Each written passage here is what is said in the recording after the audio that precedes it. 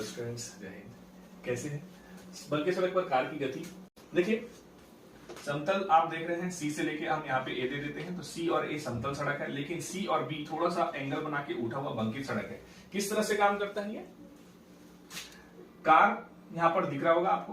Car में जो इसका भार है, सबसे पहले तो दो बल इस पे संतुलन की स्थिति में कार को बैलेंस करके रखते हैं, तो इस बंकित सड़क से बाहर जाने नहीं देते। कार का जो mg है, जिसको हम भार बोलते हैं, mg के फॉर्मूले से भार नहीं, उसको नीचे का खींच के रखा है, लेकिन अगर ज्यादा भार नीचे जाएगा तो कार जो है नीचे की तरफ धस सकता है, इसलिए पृथ्वी उसे संतुलन बल r के ऊपर की तरफ ढकेल करके उसे बैलेंस करने की कोशिश करता है, जिसे हम संतुलन बल r कहते हैं। देख सकते हैं आप, एक टायरों के बीच में भी फ्रिक्शन लगता है, जिसे हम घर्षण बल कहते हैं। टायरों का जो घर्षण बल है वो केंद्र की तरफ इसलिए होना चाहिए क्योंकि कार हर स्थिति में बाहर जाना चाहता है। अगर इसे कार के टायरों पे लगने वाले घर्षण बल ना रोके तो कार बाहर की तरफ, सड़क से सीधा बाहर की तरफ दूर कहीं फेंका जाएगा और दुर्घटनाग्रस्त हो सकता है। तो कैसे देखिए कैसे काम करता है। आप देखिए तो F घर्षण बल ले लेते हैं, जो टायरों के बीच लग रहा होता है, जो अंदर की तरफ होता है, जिसे हम अभी केंद्र बल यही प्रदान करता है। लेकिन क्योंकि ये अंदर की तरफ है और कार थोड़ी तिरछी है, तो इनके भी दो घटक विरोधी होंगे। एक होगा ऊर्ध्वाधर घटक, दूसरा होगा आपका क्षैतिज घटक। तो ऊर्ध्वाधर घटक और क्षैतिज घटक का निर्धारण सबसे मुश्किल होता है स्टूडेंट्स लोगों को। तो क्या करना होगा, देखिए ऊर्ध्वाधर घटक निर्धारित करने के लिए सबसे पहले देखना होगा कि कार किस दिशा में, किस डायरेक्शन में झुका हुआ है। आप देख सकते हैं कार जो है दाएं या बाएं, आप इधर देखें तो आपको ये बाएं साइड झुका हुआ दिख रहा है और कार का ये दायां मान लिया जाए, ये दायां तरफ है। तो अगर कार बाएं साइड झुका है तो हमेशा cos थीटा बायां साइड लिया जाता है। एक चीज याद रख लें, cos थीटा हमेशा बायां साइड लिया जाता है। देखेंगे आप, देखें ये संतुलन बल है, संतुलन बल का हमको cos थीटा और sin थीटा लेना है, दो घटक। तो r कहां पर झुका हुआ है, बाएं तरफ झुका है, तो इसका दायां साइड सीधा लंबवत ऊपर की तरफ r cos थीटा, ये आपका ऊर्ध्वाधर घटक सीधा r cos थीटा आएगा। और r का ही संतुलन बल का क्षैतिज घटक इस तरफ। अगर आप देखें क्षैतिज घटक कुछ इस तरह से आएगा, ये अभी केंद्र की तरफ ऐसा, और 90 डिग्री का एंगल बनेगा यहाँ पे थोड़ा सा ऊपर नीचे दिख रहा होगा आपको। यस, 90 डिग्री का एंगल बनाते हुए r sin थीटा एक क्षैतिज घटक। ठीक है, याद रख, समझ में आ गया होगा। r sin थीटा और r cos थीटा हमने निकाल लिया। लेकिन अब देखेंगे आप, बैलेंस की स्थिति में mg सीधा नीचे की तरफ है। अब एक बल देखिए F घर्षण बल टायरों के तरफ, टायरों के साथ लग रहा है, जो अंदर की तरफ अभिकेंद्र बल उपयुक्त वृत्तीय गति करने के लिए ये दिया जा रहा है। F का दो घटक में विभाजित करेंगे, F का sin थीटा और cos थीटा, ऊर्ध्वाधर घटक और क्षैतिज घटक। आप बता सकते हैं F किधर की तरफ झुका हुआ है। यस, F जो है हमेशा नीचे की तरफ झुका है, तो ऊपर की तरफ इसका cos थीटा होगा, तो ये रहा ऊपर साइड। ये जो बनेगा ये F cos थीटा, और ये नीचे की तरफ F sin थीटा। दो घटक में घर्षण बल का भी विभाजन कर दिया हमने। आपने देखा होगा दो घटकों में हमने घर्षण बल को विभाजित कर दिया है। अब आगे देखिए यहाँ पे कैलकुलेशन कैसे करना है, यहां तक समझ में आ गया होगा। कैलकुलेशन कैसे करते हैं, गणितीय क्रियाकलाप जिसको हम बोलते हैं कैलकुलेशन, गणितीय संक्रियाएं करनी है। इसमें कैसे करेंगे, r sin थीटा और r cos थीटा, गौर से देखिए, f cos theta and f sin theta. आप देख सकते हैं ऊर्ध्वाधर घटक आपको नोट कर लेना चाहिए तुरंत। ऊर्ध्वाधर घटक, कितने ऊर्ध्वाधर घटक है, तो देखिए ऊर्ध्वाधर घटक में r cos थीटा, और ऊर्ध्वाधर घटक में और कौन से दिख रहे हैं आपको, यस f sin थीटा और mg। तो जितने भी ऊर्ध्वाधर घटक है ये एक दूसरे को बैलेंस इसलिए करते हैं ताकि कार जो है ना ही नीचे की ओर धंस जाए और ना ही ऊपर की ओर उड़ जाए। तो इन दोनों में बैलेंस होना चाहिए। आप देख सकते हैं f sin थीटा और mg दोनों का दिशा जो है एक ही डायरेक्शन में है, तो दोनों प्लस हो जाते हैं, और ये दोनों मिलकर के r cos थीटा को काउंटर करते हैं, जिससे कि कार ना ही ऊपर की तरफ और ना ही नीचे की तरफ धंसता है, सड़क पे टिका हुआ रहता है। यस, तो r cos थीटा को काउंटर करने के लिए इक्वल का साइन देना पड़ेगा आपको, और कौन काउंटर कर रहे हैं इसको, f sin थीटा और mg, ये दोनों मिलकर के काउंटर कर रहे हैं। तो देखिए f sin theta plus mg, ऐसा हम लिख सकते हैं। ये समीकरण नंबर 1 होगा बच्चों, ये समीकरण नंबर 1 है। f sin theta plus mg और r cos थीटा, ये कुछ जम नहीं रहा है।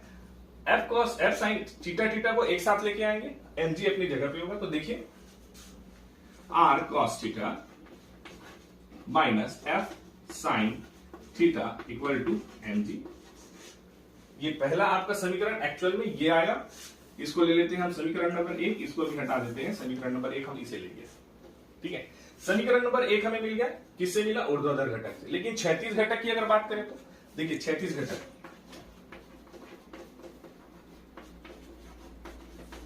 क्षैतिज घटक में क्या क्या दिख रहे हैं आपको? एफ कॉस थीटा और एक क्षैतिज घटक आर साइन थीटा। ये दो क्षैतिज घटक हैं और दोनों के दोनों केंद्र की तरफ लगे हैं, इसका मतलब है कि ये अभिकेंद्र बल है। यस, दोनों के दोनों अभिकेंद्र बल को शो कर रहे हैं और दोनों के दोनों का डायरेक्शन सेम है, तो दोनों प्लस हो जाएंगे। देखिए क्षैतिज घटक देखिए R sine theta plus F cos theta, F cos theta, ये दो क्षैतिज घटक हैं, दोनों को प्लस करेंगे तो हमें एफ अब मिलेगा आपको अभिकेंद्रीय बल, क्योंकि अंदर की तरफ लगने वाला बल अभिकेंद्रीय बल है, तो ये कहेंगे कि हम mv स्क्वायर अपॉन r के बराबर होंगे। समझ में आया क्या यहां तक? देखिए यहां तक समझ में आ गया अगर, तो दो समीकरण आपको मिल गए, एक समीकरण नंबर 2 दे देते हैं इसको। यहां तक जिसने समझ लिया मतलब कि आधा काम आपने खत्म ही कर लिया है। ठीक है, अब क्या करते हैं, समीकरण नंबर 1 और समीकरण नंबर 2 गौर से अगर आप देखें तो दोनों में थीटा लगा हुआ है। ठीक है, तो हम आसानी से कॉस थीटा का सहारा लेकर के इस इक्वेशन को और सरल कर सकते हैं। देखिए कैसे सरल करेंगे, यहां पर आपको दिख रहा है m, यहां भी दिख रहा है m, डिवीजन में m गायब हो सकता है, तो m2 दिख रहा है आपको, तो समीकरण नंबर 2 और समीकरण नंबर 1 दो समीकरण आपको दिख रहे हैं, तो डिवीजन किसको देना है? अब बात आती है डिवीजन दे किसको, दे तो दे किसको, तो यस यहां पर देखें mv स्क्वायर, तो यहां पर क्वांटिटी ज्यादा है, ये बड़ी वैल्यू है, ये छोटी वैल्यू है, तो हमेशा छोटी वैल्यू बड़ी वैल्यू को डिवाइड करता है, तो मतलब 2 को डिवाइड करेगा, समीकरण नंबर 2 का डिवीजन हम 1 से करते हैं। तो समीकरण नंबर 2 का डिवीजन अगर हम 1 से करें तो देखिए कैसे होगा, r sin theta plus f cos theta divided by r cos theta, समीकरण number 1 r cos theta minus F sine theta. तो इनके दाएं पक्ष भी डिवीजन कर रहे होंगे, क्योंकि इनके बाएं पक्ष ने डिवीजन किया है, तो इसके दाएं पक्ष भी डिवीजन कर रहे होंगे। कैसे करेंगे, देखिए ये आपका mv square upon r division bye mg। देखिए m और m सेम राशि है, एक समान राशि है, डिवीजन में सेम राशि कट जाती है, तो यहां तक में आप देखिए इसको अगर सॉल्व जी, तो यहां पर देखिए r sin theta f cos theta, r cos theta minus f sin theta is equal to mv square upon r divided by mg हमें मिला था, हमने डिवीजन मारा तो m और m दोनों ने एक दूसरे को कैंसिल कर दिया। अब यहां से कैसे करेंगे आइए देखते हैं। यहां पर देखिए आप देख सकते हैं, तो अब हमें मिल जाएगा r sin theta plus f cos theta divided by r cos theta minus f sin theta equal to, अब ये क्योंकि कैंसिल कर चुके हैं तो v स्क्वायर अपॉन r, क्योंकि r भी v को डिवीजन करना चाहता है और g भी v को डिवीजन करना चाहता है, तो दोनों के दोनों मिल के डिवीजन करेंगे r इंटू जी। यस, इसे मैं मिटा देता हूं, देखिए v स्क्वायर अपॉन r जी। अब आप गौर से देखिए समीकरण नंबर 3 बना सकते हैं। क्या करना है, देखिए जब भी सूत्र आ जाते हैं, बड़े फॉर्मूले नजर आते हैं, तो उनको छोटा करने का प्रयास हमें करना चाहिए। कैसे करेंगे छोटा करने का प्रयास, देखिए यहां पे साइन थीटा, यहां कॉस थीटा है, यहां कॉस थीटा, यहां साइन थीटा है, हम सीधा सीधा कॉस थीटा से डिवीजन करेंगे। क्यों करेंगे कॉस थीटा, क्योंकि फॉर्मूले में टेन थीटा की जरूरत पड़ने वाली। देखिए समीकरण नंबर अब 3 को हम कॉस थीटा से डिवाइड करेंगे, किस तरफ को, बाएं साइड को, किस तरफ को, बाएं साइड को। देखिए r sin theta divided by cos theta, बाएं साइड को पूरा हम कॉस थीटा से डिवीजन कर रहे हैं, plus f cos theta division bye cos theta पूरे का बटा, क्योंकि नीचे वाले को भी हमें करना है, तो r cos theta division bye cos theta minus f sin theta division bye cos theta. क्योंकि ये दाया पक्ष है, इसे कुछ बदलने की जरूरत नहीं है, ये कांस्टेंट अभी रहेगा तब तक जब हमारा आखिरी ऑपरेशन कंप्लीट ना हो जाए, संक्रिया कंप्लीट ना हो जाए। आप गौर से देखिए डिवीजन करने से कोई फर्क नहीं पड़ता, अगर डिवीजन ऑलरेडी है उसको और डिवीजन किसी एक पर्टिकुलर संख्या से करें तो भी आंसर में कोई परिवर्तन नहीं होता। तो यहां देखिए cos थीटा को कैंसिल कर गया, यहां भी cos थीटा को कैंसिल कर गया। हमें नया समीकरण मिलने वाला है। देखिए r sin थीटा बटे cos थीटा सबको पता है tan थीटा होता है, यस tan थीटा प्लस ये f बन चुका क्योंकि cos थीटा कैंसिल हो गया, तो यहां 1 रहा, n को लिखने की जरूरत नहीं, डिवाइडेड बाय r। देखिए cos थीटा ने cos थीटा को कैंसिल कर दिया है, तो यहां पर भी आपको कुछ लिखने की जरूरत नहीं, माइनस f sin थीटा बटे cos थीटा आपको दिख रहा है, इसको भी हम f tan थीटा लिख सकते हैं, यस। और ये वैसी का वैसी इसके साथ चलता रहेगा, तो v square by R G. यहां तक समझ में आ गया होगा। आगे बनाने के लिए थोड़ा सा वेट करके इसको मिटाने के बाद आगे बनाते हैं।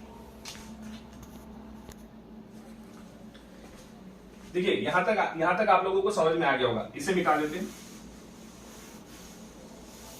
आगे क्या करना है थोड़ा सा देखिए, r tan theta plus f r minus f tan theta, yes ये आप लोगों को दिख रहा होगा।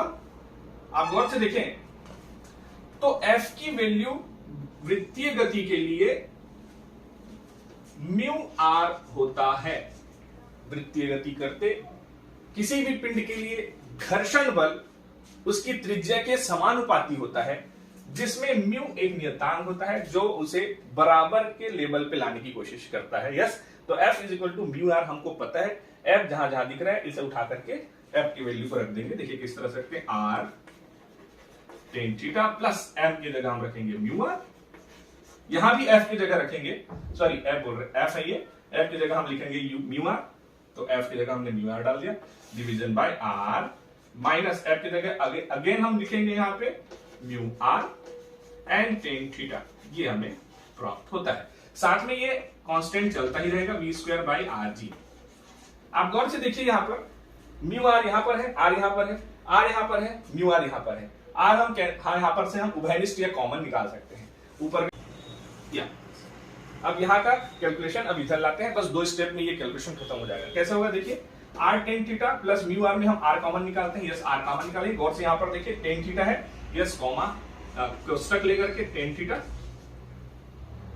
r कॉमन निकाले हैं कोष्टक tan थीटा, इसके साथ में प्लस आ गया म्यू, क्योंकि r बाहर हो चुका है कोष्टक से तो अब म्यू अकेला हो जाएगा, डिवीजन बाय यहां भी r कॉमन निकलेगा, r क्योंकि r के साथ कोई नहीं है तो डेफिनेटली वहां पर 1 है, माइनस म्यू r, तो r तो बाहर हो चुका तो म्यू tan थीटा बराबर equal to v square R G. ये तो चलता ही रहेगा। हमें v की वैल्यू इसलिए पकड़नी है क्योंकि बंकित सड़क पर कार की गति का मतलब होता है कार के वेलोसिटी v को ही हम टारगेट करेंगे और v को इक्वल लाके खड़ा करेंगे। कैसे करेंगे अभी देखिए, r से r कैंसिल हो जाता है। अब आप देखेंगे यहां पर tan theta plus mu 1 minus mu tan theta. अब हमें v को अकेला करना है तो ये rg यहां पे डिवीजन में पक्षांतर मारेंगे तो rg इनके साथ मल्टीप्लाई कराएगा और tan थीटा प्लस म्यू बटे 1 minus mu tan theta is equal to v square. देखिए v अब धीरे धीरे अकेला हो रहा है, हमें v की वैल्यू भी लानी है। यहां पर rg आ गया है मल्टीप्लीकेशन में क्योंकि यहां पर डिवीजन था, पक्षांतर मारे क्योंकि यहां पर इक्वल का साइन है। यहां पर से यहां देखें इतने में ही आपका कैलकुलेशन आ रहा है। यहां फोकस करेंगे सभी, यहां पर फोकस करते रहे, यहां पर से हम उठा करके कैलकुलेशन यहां ला रहे हैं। अब ये कैलकुलेशन यहां आ रहा है क्योंकि जगह का शॉर्टेज है, आप देख सकते हैं। अब देखिए R G common big bracket tan theta plus mu divided by 1 minus mu tan theta equal to v square हमें मिला हुआ है। लेकिन आप देख सकते हैं v की वैल्यू चाहिए हमें, v स्क्वायर की वैल्यू नहीं चाहिए बच्चों। तो क्या करेंगे, हम स्क्वायर का पक्षांतर करेंगे। तो स्क्वायर का पक्षांतर स्क्वायर रूट होता है, जिसे वर्ग का पक्षांतर वर्गमूल होता है। इंग्लिश में अगर स्क्वायर बोले तो वो स्क्वायर रूट बनेगा, वर्ग बोले तो वर्गमूल बनेगा। देखिए कैसे बनेगा, वर्गमूल या square root R G big bracket tan theta plus mu divided by 1 minus mu tan theta. ये आपका v का फॉर्मूला आया। किसके लिए, बंकित सड़क पर कार की गति के लिए हमें v का फॉर्मूला मिल गया है। लेकिन क्या हो अगर घर्षण 0 हो जाए, न्यूनतम हो जाए घर्षण, तो घर्षण का मान म्यू वो भी 0 हो जाएगा। यस, जहां जहां म्यू दिख रहा है वहां 0 करेंगे तो आपको finally v is equal to under root R G ठीक है, म्यू 0 हो जाएगा, तो टेन थीटा के बराबर नजर आ रहा होगा। और यही आपका बंकित सड़क में जीरो घर्षण पर किसी कार की गति का सूत्र है, व्यंजक है। आप देख सकते हैं कि v किसी भी दिशा पे, किसी भी एंगल पे इसके भार पे निर्भर नहीं करता, कार के भार पर निर्भर ही नहीं करता। इसका मतलब है v की वैल्यू, चाहे वजन कितना भी हो कार की, चाहे भारी वजन का कार हो, चाहे हल्की कार हो, आपको इसी फार्मूला से थीटा की वैल्यू अगर थीटा की वैल्यू बढ़ानी पड़ेगी ताकि कार बैलेंस में रहे। थीटा की वैल्यू बढ़ेगी तो गति बढ़ सकती है, आर की वैल्यू बढ़ाएंगे, त्रिज्या की वैल्यू बढ़ाएंगे तो गति बढ़ सकती है। कहने का तात्पर्य यह है, कहने का मतलब यह है कि अगर आपको मोड़ में स्पीड बढ़ानी हो तो मोड़ ऐसा बनाना पड़ेगा कि उसका बंकित सड़क से जो कोण है, बंकन कोण, वो ज्यादा रखें। अगर बंकन कोण ज्यादा नहीं रखना चाहते हैं तो त्रिज्या रखना चाहते हैं। तो यहां तक हमारी जानकारी खत्म होती है। लगे रहें मेरे साथ।